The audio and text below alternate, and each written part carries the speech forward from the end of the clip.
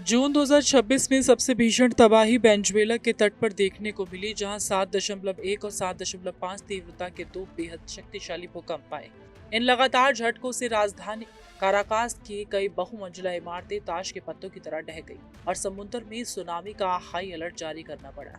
उधर प्रशांत महासागर के रिंग ऑफ फायर पर स्थित जापान के पूर्वोत्तर हिस्से में भी 25 जून को 6.9 तीव्रता का तगड़ा भूकंप दर्ज किया गया। इसका केंद्र इवाते प्रांत के पास जमीन से 50 किलोमीटर गहराई में था। गनीमत रही है कि जापान में सुनामी का खतरा नहीं रहा और कोई बड़ी जनहानि नहीं।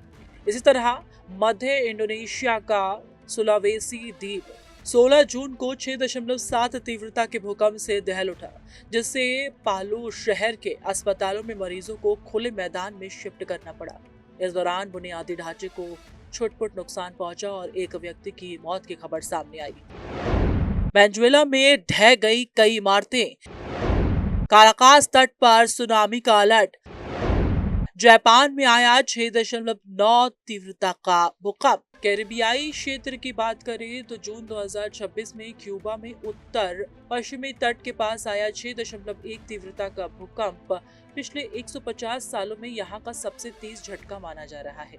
इसका केंद्र मैक्सिको के खाड़ी में मंटुआ से 105 किलोमीटर दूर था। हवाना से लेकर पेनार डेर रियो तक करीब 20 सेकंड तक इमारतें हिलती रहीं। इससे डरे सहमे लोग सड़कों पर भाग खड़े हुए। इस भूकंप का दायरा इतना व्यापक था कि इसके झटके अमेरिका के फ्लोरिडा, मियामी, टाम्पा और मैक्सिको के कैन तक महसूस किए गए। मियामी में एहतियातन के तौर पर कई सरकारी ऊंची इमारतों को तुरंत खाली कराया गया। राहत की बात यह रही कि समुद्र में आए इस झटके से किसी बड़े संपत्ति को नुकसान नहीं हुआ और न ही सुनामी की स्थिति बनी। सुलावेसी द्वीप पर मची भारी अफरा तफरी, क्यूबा में भूकंप से अमेरिका भी हिला, बांग्लादेश में देर रात आए तेज झटके। अंतर्राष्ट्रीय हलचल के बीच भारतीय उपमहाद्वीप में भी भूकंपीय गतिविधियां तेज दिखाई दी। भारत के पड़ोसी देश बांग्लादेश में 22 जून की रात 8:28 पर 4.4 तीव्रता का भूकंप आया। इसका केंद्र नरसिंहदी से 10 किलोमीटर दक्षिण पश्चिम में था।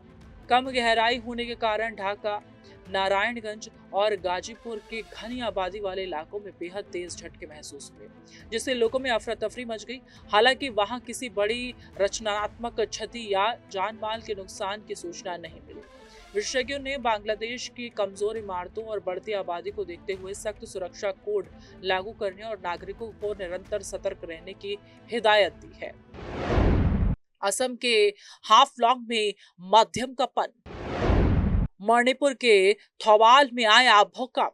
भारत के पूर्वोत्तर राज्य भी इस महीने भूकंप की निशानी पर हैं। सेस्मिक जोन 5 से आने वाली असम के हाफलॉन्ग में 4.4 तीव्रता और मणिपुर के सिखोंग सेकमाई में 18 जून को 4.6 तीव्रता का उथला भूकंप दर्ज किया गया।